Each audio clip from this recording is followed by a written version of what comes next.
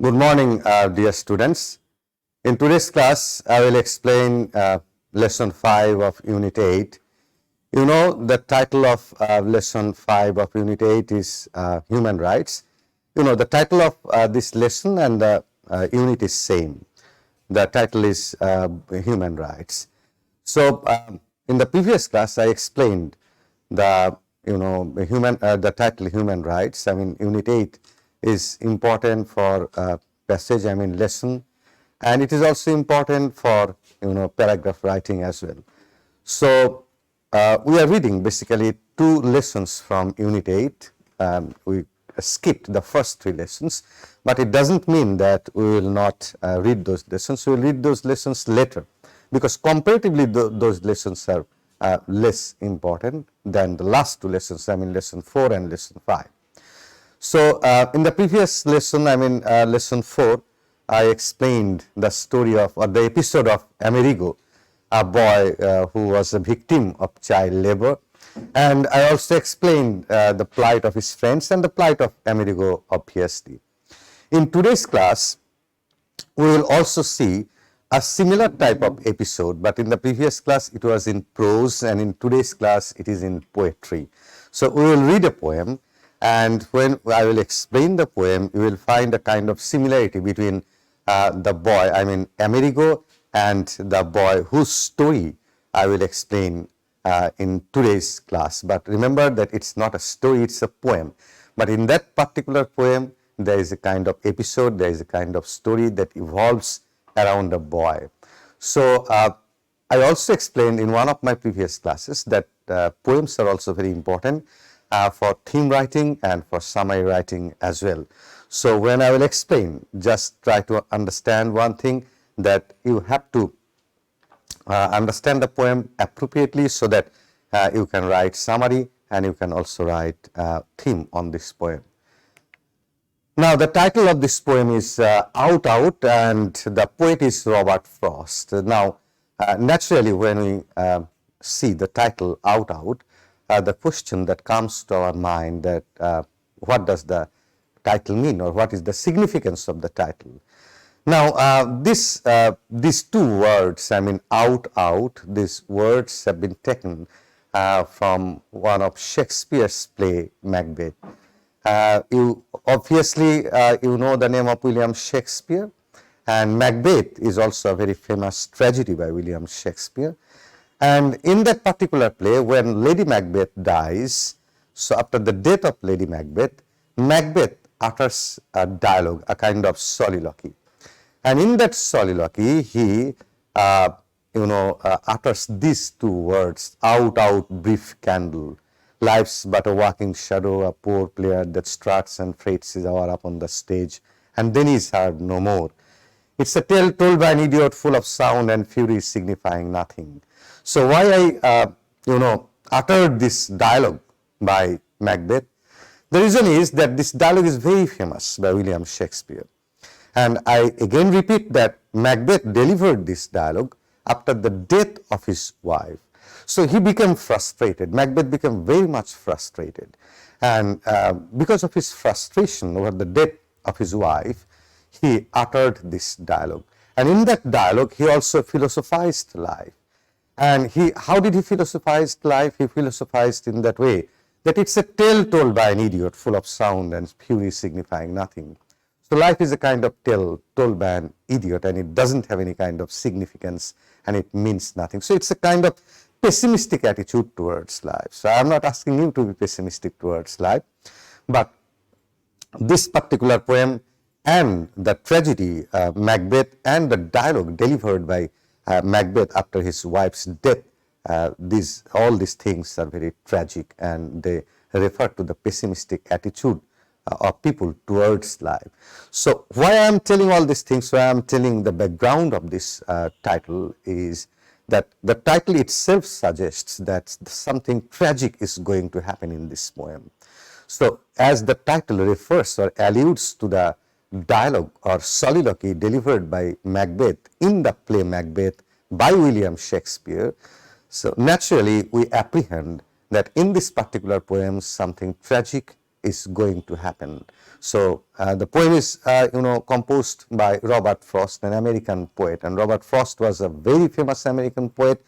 And in this poem, let's see what kind of episode Robert Frost is going to convey to us. So it's a poem, definitely it's a poem, but in this poem, Robert Frost, the poet, he gives a kind of episode, he gives a kind of story about a boy, and obviously the boy is again a victim of child labor. And there is a similarity, as I said at the beginning of this class, between this boy and Amerigo, whose episode we studied in the previous class. The buds saw snarled, I am starting the poem. The buds saw snarled and rattled in the yard. It's a big poem, The buds saw, it means, saw, you know what is saw. Saw is a kind of, instrument which is used to chop wood or cut wood. So you must have seen sawmill. So what happens in the sawmill? In the sawmill, you have noticed that there are different types of instruments, there are different types of machines by means of which the logs are given appropriate shape for furniture, for making furniture. So the buzz saw, buzz means a kind of sound which is created from the chopping of wood. So buzz is a kind of sound, and saw is the instrument which is used to chop the log or chop the wood. So buzz saw means a kind of saw which is creating buzzing sound. So the saw has been referred as buzz saw. Snarled, again a kind of sound, this sort of sound, if you have any experience of visiting a sawmill, you can easily understand what kind of sound is created from the chopping of wood. So, and a rattle in the yard. So, snarled and rattle, they are almost synonymous.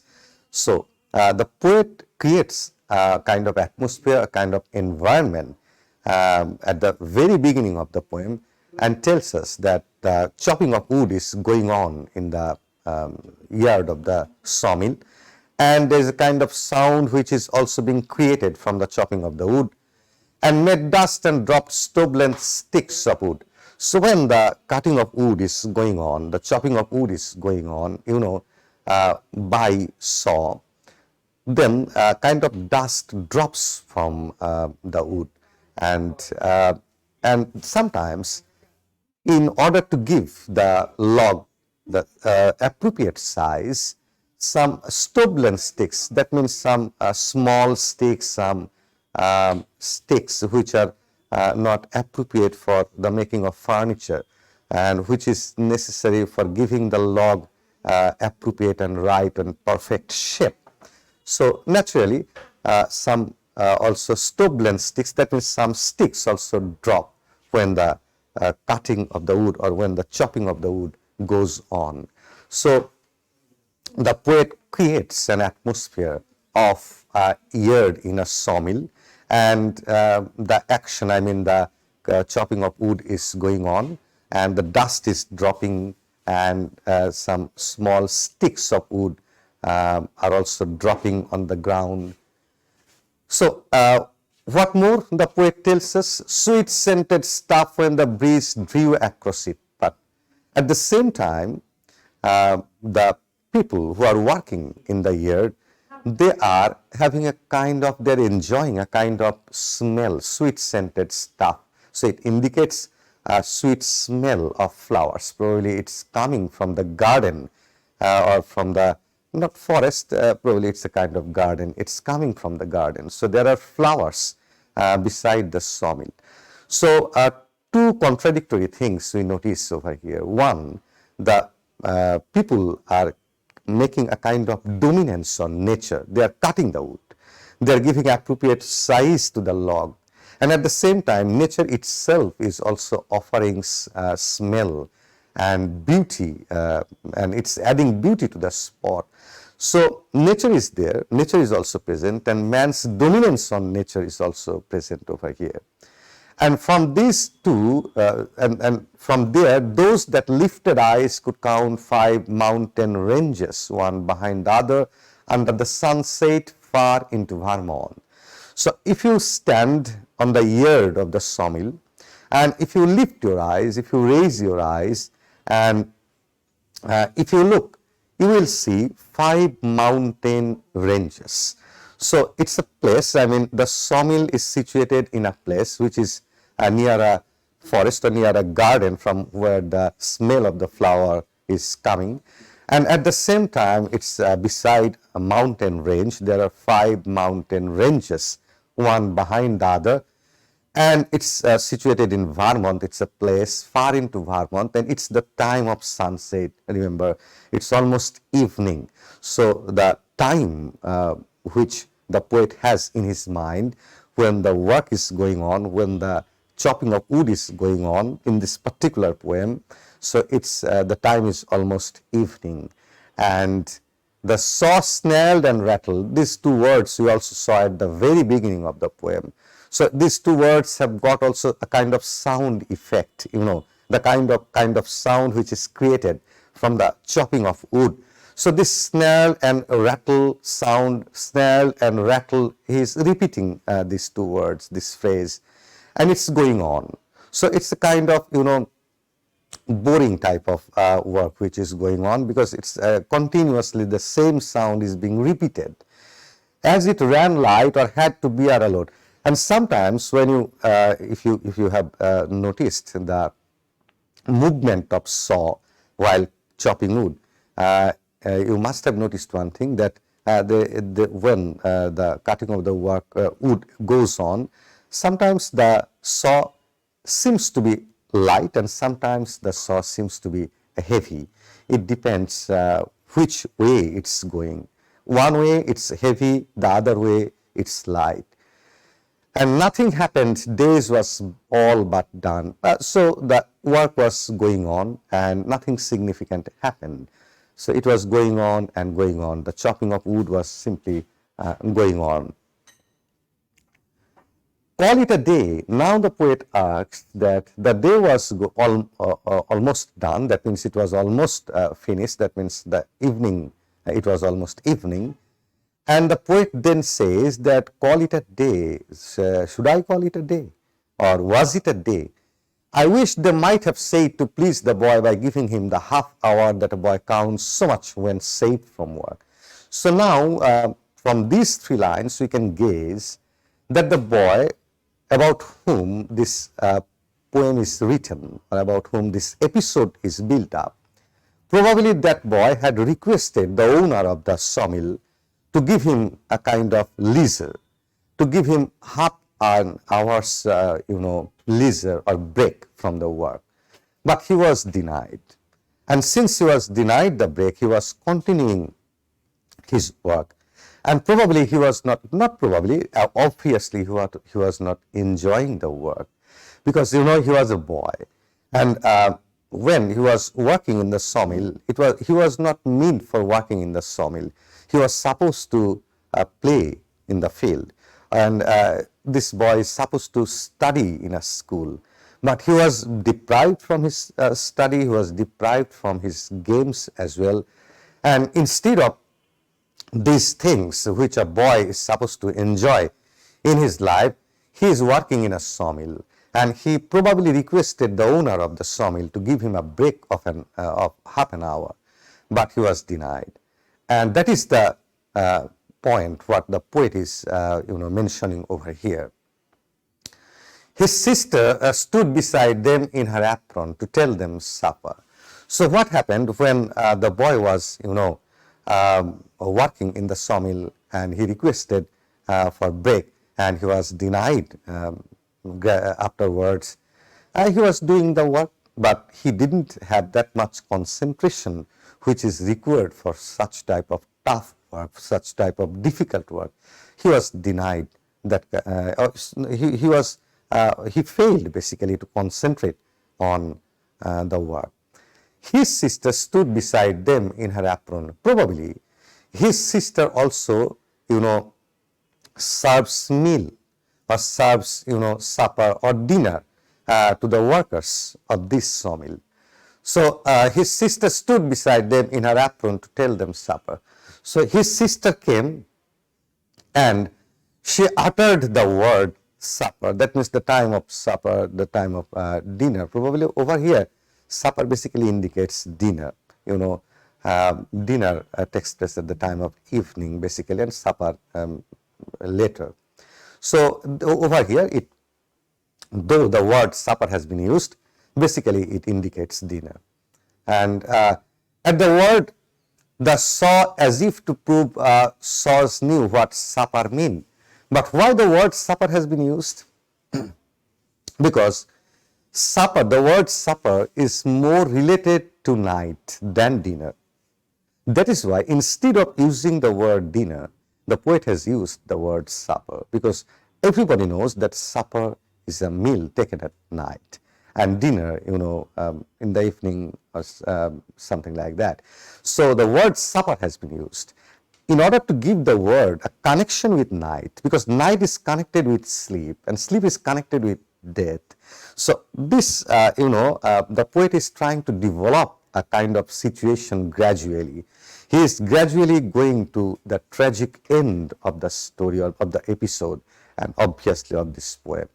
So the word he saw, as if to prove saws knew what supper meant. So the sister came and the sister uttered the word supper, and after listening to this word, the boy must have lost his concentration, because he is a boy, he is not an adult person, and he doesn't have that much control on his mind that a matured person possesses. And the poet says the saws also probably knew what the supper meant. That means the saw, the instrument itself, probably knew what the supper meant. And knowing the meaning of the supper, leaped out at the boy's hand. So suddenly the saw leaped or jumped from the boy's hand, accidentally, obviously. And as the boy lost his concentration, or seemed to leap, or the saw happened to leap, either it leaped out of the boy's hand, or it seemed to leap or seemed to jump from the boy's hand. He must have given the hand, and when something leaps or something jumps from a person's hand, he definitely tries to catch it. So probably the boy also tried to get a kind of a hold of the saw. So the meaning of this sentence, he must have given the hand, it has double meaning. Meaning number one, that in order to have a control on that saw, the boy must extend his hand to hold it. This is one meaning. The second meaning is that since he made a mistake, so he must have sacrificed his hand. So these are the two meanings of this sentence, and definitely it has got two meanings. So it again gives a kind of indication that what is going to happen. However, it was neither refused the meeting but the hand, but since the boy tried to hold the saw, and the saw didn't refuse, so the saw met the hand of the boy. But what happened to the hand of the boy? What happened afterwards? Let's see. The boy's first outcry was a rueful laugh. That the boy, when he heard the word supper from his sister, he was smiling, he was laughing. And at the same time, he lost his concentration, and the control on the saw was lost, and it jumped from the boy's hand. And the saw again met the boy's hand. Probably it injured the boy. How do we understand? How do we gauge that it injured the boy? Because from this line, the boy's first outcry was a rueful laugh. Rueful laugh means painful smile. So when the boy was smiling, at the same time, the saw, fell on his arm. So the pain is also present and the happiness is also present. The smile was on his face, and at the same time he got the pain from the saw.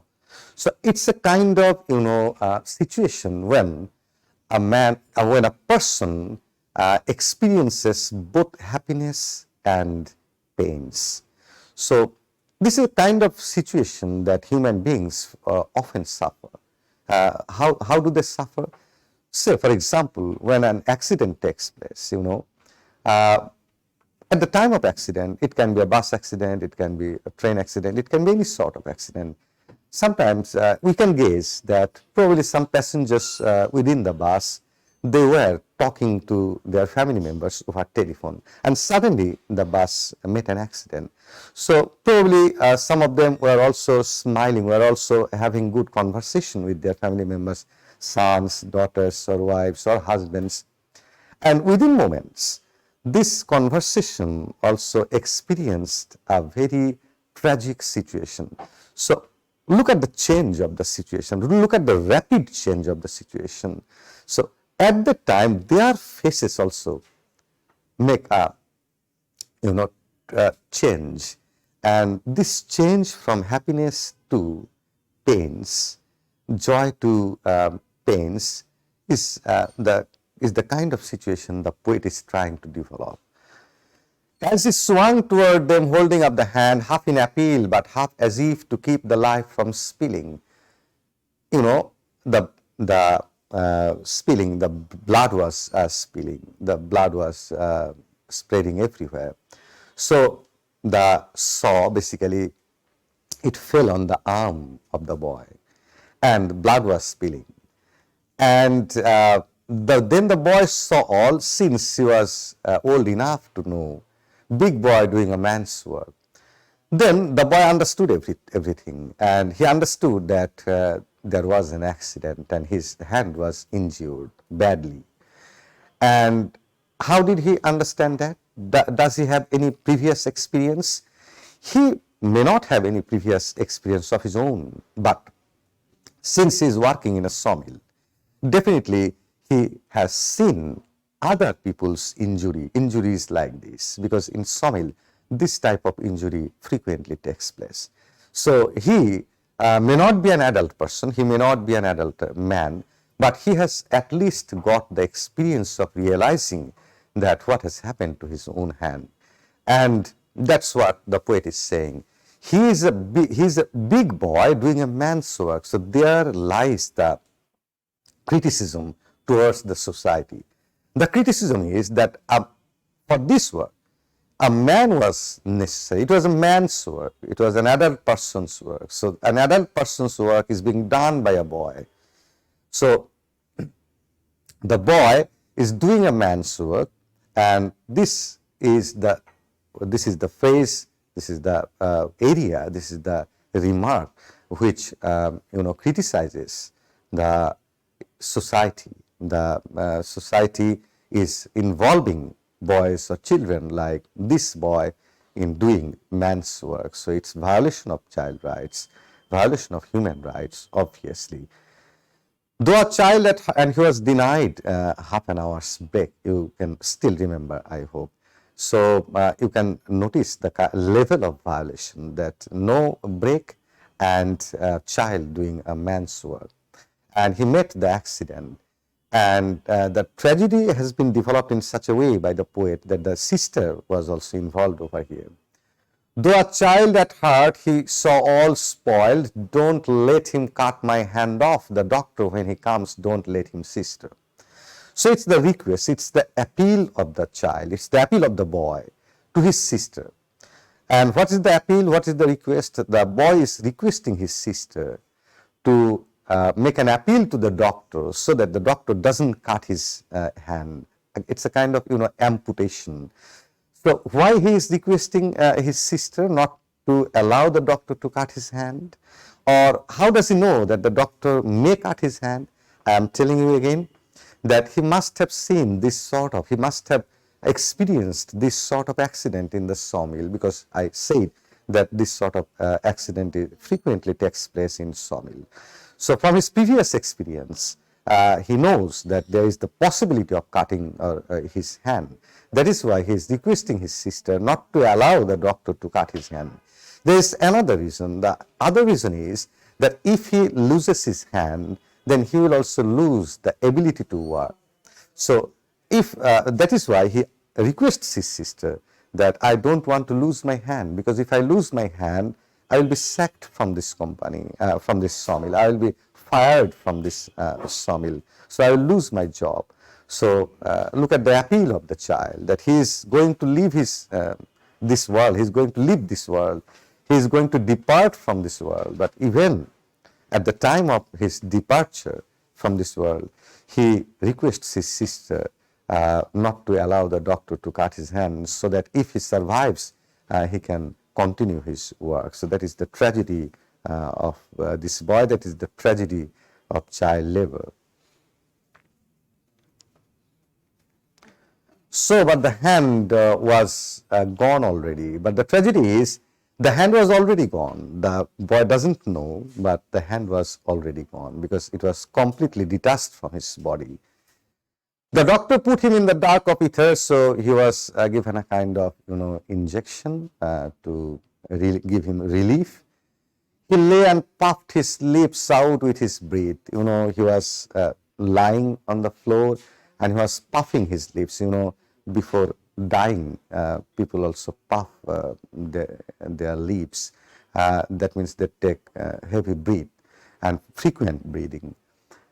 And then the watcher at his pulse took fright. The watcher means the doctor. He was checking his pulse. What about the reading of the pulse? And there was fear in the eyes of the doctor. He was frightened to see the condition of the pulse rate or pulse beat of the boy. No one believed. They listened, at his heart. So nobody believed. The people were stunned, the people were surprised, the people were shocked in the sawmill.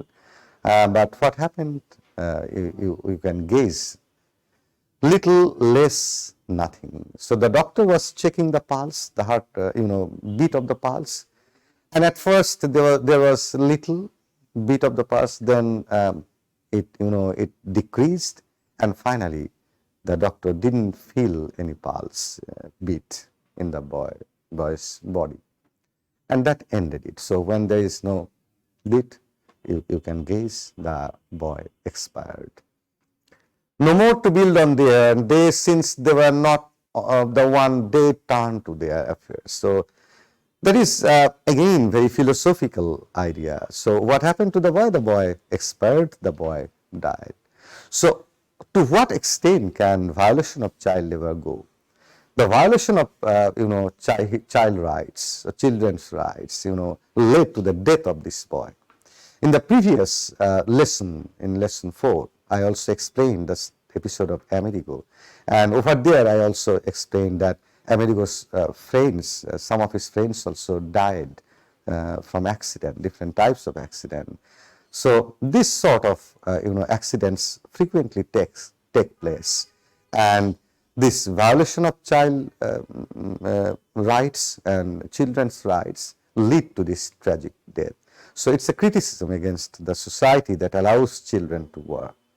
And this poem was written many years ago and century ago, and still the appeal of the poem continues because of its universality and its appropriateness across the whole universe. No more to build on there. So what happened to the other people of the sawmill? What did they do? Did they stop their work? No. And they, since they were not the one that turned to their affairs, they did not stop their work. They continued their work. The accident took place, and even after the accident, gradually, one by one, they went to their work and started working. So will you call them inhuman? Will you call them cruel? The poet doesn't have probably any intention to call these workers cruel, but he has got the intention to call the society cruel, the society that doesn't hesitate to even give leave to the other workers after such an accident, such a tragic situation. The other members, the other workers of the sawmill, they went to their work. They continued. They started their work even after this tragic incident because they were still dead. They were still alive. They were not dead. So since they were alive, they were supposed to continue their work. So that is how the poem ends, and that is the episode of this child. And I get the comparison between this episode or this poem or the tragedy of this boy with the tragedy of Amerigo and his friends. So if we want to write theme on this poem, so how can we prepare that? The poem is a critique of the world events that force boys to leave their childhood behind and do the jobs of adults. So that is exactly the criticism. What is the criticism? It's a kind of criticism of the world events or of the society. You can change the words. You can change the phrases. It doesn't mean that what I am writing is absolutely final. You can make any type of change, but just look at the type of model that I am offering you. So the poem is a critique of the world events that force boys to leave their childhood behind and do the jobs of adults. So it's a criticism of the society, it's a criticism of the system, it's a criticism of the custom, and it was the job of adults. It was not the job of children, but that is the criticism. The theme of the poem is the helplessness of human beings in the face of a fatal accident. So what about other people? They were also helpless. The child was helpless, the boy himself was helpless, and the other people who were involved in work over there in that sawmill, they were also helpless. So it's a common kind of helplessness. Even the tragic death of a child cannot hinder the stream of life. Life goes on. So it's the philosophy of this poem. That the child died, the boy expired, he departed from this world. But even his tragic death could not stop the stream of life. Life goes on, but this sort of accidents take place. So, it's a criticism, obviously, which I mentioned at the very beginning of the theme. So this is basically the criticism of the society, of the system, and at the same time it's a kind of philosophy of life, that nothing stops, nothing can stop the stream of life, nothing can stop life on this world. Life obviously goes on, but the poet probably wants to mean that we should try to make life happier, we should try to make people happier in this world. So this can be the theme of this poem, and if we want to write summary of this poem, so summary will be a bit bigger than the theme. Out is a poem about the tragic death of a young boy who gets his hand amputated while sawing wood in a sawmill. Saw is both noun and verb. So when it's a noun, it means the instrument by means of which we chop wood. And when it's verb saw, then it's the work which is done through the saw. So the poem is about the tragic death of a young boy who gets his hand amputated while sawing wood in a sawmill. So amputated, I said that it's losing one of the organ. So the poem is about a boy who lost his hand. That is the first sentence of our summary.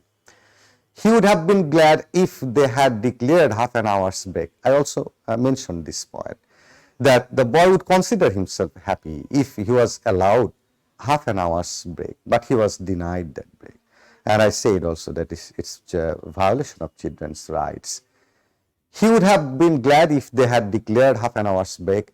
Near the end of the day, the boy's sister announces that it is time for supper, and out of excitement, the boy accidentally cuts his hand with the saw.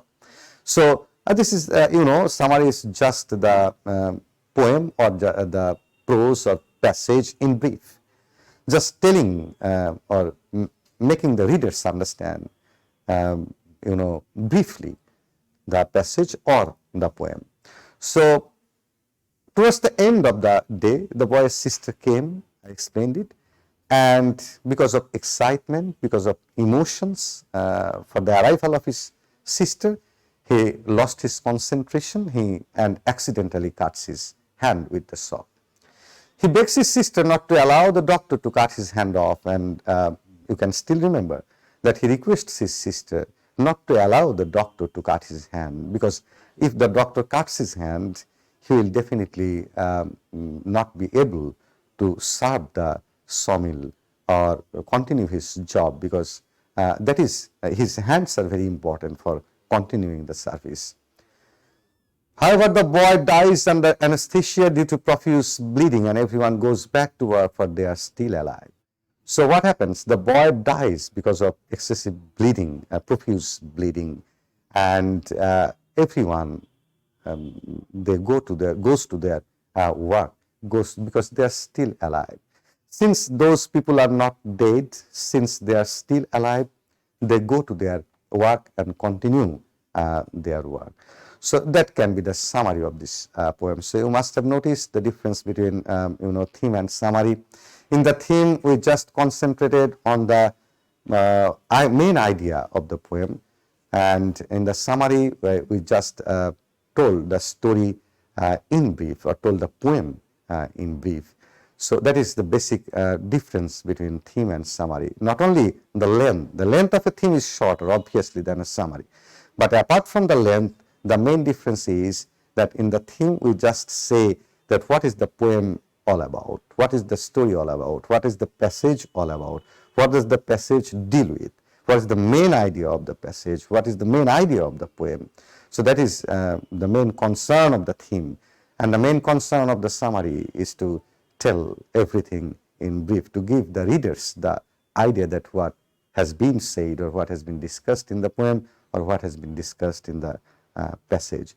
So that is the basic difference. So dear students, in this particular poem, what I wanted to mean that, or the poet, I should rather say, the poet wanted to mean that there is violation of children's rights throughout the world. This is a poem, probably the setting is a particular place in America, but this setting of a particular place is no longer the tragedy of a particular situation or particular country. It's a tragedy which is universal and which is relevant to all the children who are denied their rights, who are deprived of education, deprived of their basic rights. So up to this, I discussed both theme and summary of this poem, and in the next class I will start explaining a new unit and new lesson. I hope that you are watching these classes, and I'm requesting you to stay at home and stay safe. Thank you very much.